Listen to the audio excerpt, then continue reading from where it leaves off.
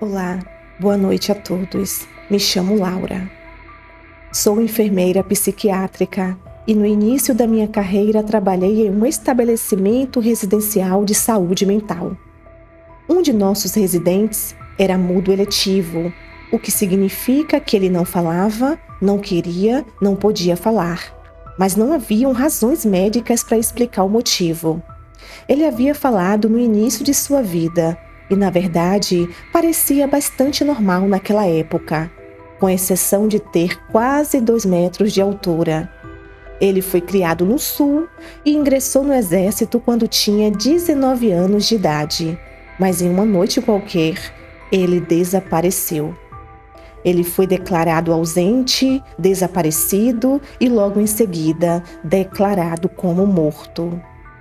10 anos depois, um homem de mais ou menos 2 metros de altura entrou no pronto-socorro de um hospital da minha região e disse à recepcionista: "Meu nome é fulano de tal e eu estou morto há 10 anos." Essas foram as últimas palavras que ele pronunciou. Ele estava coberto de poeira e usava as mesmas roupas que supostamente usava na noite em que desapareceu. Seu número de CPF não havia sido usado e ele não tinha nenhuma identificação pessoal. No entanto, eles conseguiram identificá-lo, acho que por meio das impressões digitais. A família foi notificada, mas disseram que já haviam sofrido a perda do homem e quem quer que afirmasse ser ele, simplesmente não poderia ser. Eles exigiram não ser contatados novamente. Fulano de tal andava de um lado para o outro o dia todo, todos os dias, movendo a cabeça que parecia falar ou murmurar, mas nenhum som saía. Ele tinha o hábito constante de jogar a cabeça para trás, com a boca aberta, como se estivesse rindo com vontade, mas nem mesmo uma respiração podia ser ouvida. Se eu conversasse com ele, ele parecia ouvir, jogando periodicamente a cabeça para trás naquele jeito de imitar o riso. Vários medicamentos foram tentados, mas não afetaram nem positiva nem negativamente. A terapia ocupacional não fazia nada porque fulano de tal apenas sorria e ao menos que lhe dissessem para ficar onde estava, ele se levantava e começava a andar novamente. No meu último dia naquele trabalho, a última coisa que vi foi fulano de tal andando no estacionamento de um lado para o outro, jogando a cabeça para trás para rir. Mais tarde, eu me perguntei se o tempo todo eu estava lidando com um fantasma. Depois de todos esses anos, sinceramente, eu ainda não sei.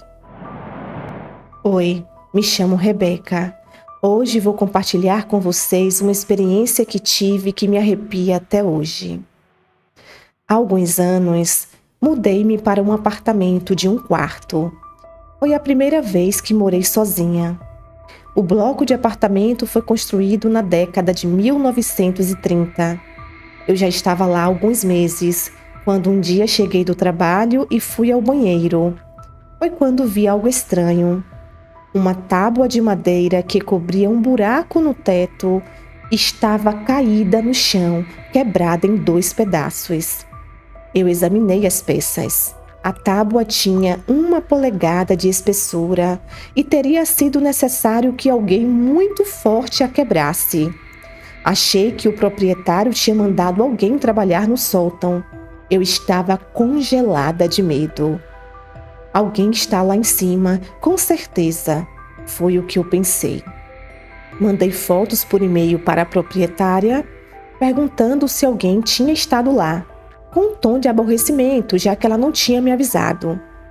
A resposta dela foi: "Por favor, me ligue assim que puder." Liguei e ela explicou que seus 2 últimos inquilinos disseram que aconteceu a mesma coisa. Ela prometeu substituir a placa e assim o fez. Um mês depois, acordei uma noite por volta das 4 horas da manhã. Meu corpo estava coberto de arrepios. Parecia que alguém estava esfregando as mãos em mim. Tudo ficou em silêncio. Mas então ouvi um som arrastado vindo de cima da minha cama. Era como se alguém estivesse puxando um saco de batatas. Eu congelei, convencida de que havia alguém lá em cima. Não há como um animal fazer esse som. Depois de 5 minutos, criei coragem para acender a luz, me armei com um varão de cortina e fui até o banheiro. Foi quando vi que a nova tábua que cobria o buraco estava quebrada em 2. Eu fiquei desesperada. O som arrastado havia parado, mas ouvi outra coisa. Sussurros. O som era claro e vinha do sótão. Pareciam vozes de crianças e eu podia ouvir uma frase repetida várias vezes. É a sua vez. É a sua vez. É a sua vez. Acendi todas as luzes do apartamento para que as coisas parecessem normais. Eram 5 horas da manhã e estava escuro lá fora. Assisti TV para tentar relaxar. Então, um fusível queimou. Meu periquito de estimação que eu mantinha na cozinha geralmente nunca fazia barulho à noite, mas começou a gritar como se estivesse sendo estrangulado. Eu nunca o tinha ouvido fazer aquele tipo de barulho. Ele estava gritando. Peguei as chaves do carro, saí correndo, sentei no carro e esperei lá até o sol nascer. Quando vi pessoas passeando com seus cachorros, isso me confortou o suficiente para voltar para dentro. A porta da frente estava aberta, mas imaginei que eu poderia ter esquecido de fechá-la quando saí correndo desesperada. Fui até a cozinha e meu periquito não estava dentro da jaula. Eu me senti mal de novo. Todas as minhas janelas estavam fechadas, então olhei para dentro. Quando fui ao banheiro, ouvi respingos. Meu periquito estava meio afogado no banheiro. Eu o tirei, lavei e sequei. Eu estava tão confusa. Às 8 horas da manhã, liguei para a proprietária e lhe dei uma versão diluída da noite. Oh, nossa, você ouviu o sussurro também? Ela disse. Fiquei naquele apartamento por 18 meses. Ouvi o sussurro em algumas ocasiões e 2 vezes a tábua que cobria o buraco no teto se moveu. Embora eu more em outro lugar agora, a proprietária ligou recentemente. Ela disse que seus novos inquilinos imploraram para falar comigo sobre alguma das coisas que estavam acontecendo lá. Eu disse: esqueça, o problema agora é deles. Minha avó bondosa. Durante o tempo em que minha avó faleceu, meu marido e eu estávamos tendo muitos problemas financeiros. Poucos dias depois do seu funeral, comecei a sonhar com ela. Ela sempre me disse em meus sonhos que, se eu precisasse de dinheiro para alguma coisa, deveria ir até a sua casa e dar uma olhada embaixo do seu colchão. Ignorei os sonhos, mas eles se repetiam várias vezes por várias semanas. Então, finalmente decidi dar uma olhada embaixo do colchão dela. E adivinha? Encontrei R$ 7.500 escondido lá. Não sonhei com ela mais nenhuma vez desde que encontrei aquele dinheiro. Uma despedida carinhosa. Isso aconteceu há alguns meses e me surpreendeu bastante.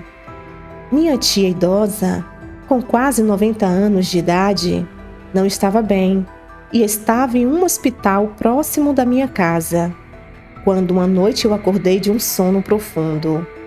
Olhei para o relógio e piscou 4 horas da manhã.